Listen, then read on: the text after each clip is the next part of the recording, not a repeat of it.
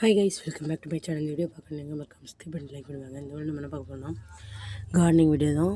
எடுத்தோடனே நம்மளோட இந்த பெரிய மிளகா செடி தான் பார்க்க வந்திருக்கோம். பாருங்கள், அழகாக ஒரு மிளகா தெரியுதா?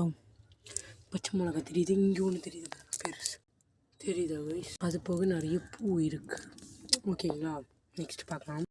இந்த மிளகா செடியில் இன்னும் பூ மட்டும்தான் இருக்குது. இன்னும் எதுவும் இல்லைன்னு நினைக்கிறேன். எதுவும் கண்ணுக்கு ஒரு இடத்துல ஒன்றும் இல்லை. பாருங்கள், எதுவுமே இல்லை. இந்த மிளகா செடி நல்லா வளருது. வளரட்டும். நெக்ஸ்ட்டு இதில் இன்னும் பூ கூட வரல. ஒரு பூ கூட வர மாட்டேங்குது. என்னாச்சுன்னு தெரியல. பாருங்கள், நம்மளோட இந்த ஆனியன் செடி அழகாக இருக்குது. இதுவும் அழகாக வளருது. கீழே அது லைட்டாக காஞ்சி போயிடுச்சு. நம்மளோட தக்காளி செடி வளருது. தக்காளி வேறு வளருது. எப்படி வளருதுன்னே தெரியல, தானாக வளருது. பாருங்கள், மணத்தக்காளி இவ்வளோ இருக்குங்க. இங்கே ஒரு தக்காளி இருக்கா? இங்கே ஒரு தக்காளி செடி. இங்கே ஒன்று இருக்கா? இங்கே ஒன்று. மொத்தம் 3 இருக்குது கைஸ். கரும்பு சூப்பராக இருக்குது. அவ்வளோதான் கைஸ், தொடர்ந்து வீடியோ முடியுது. பாய்.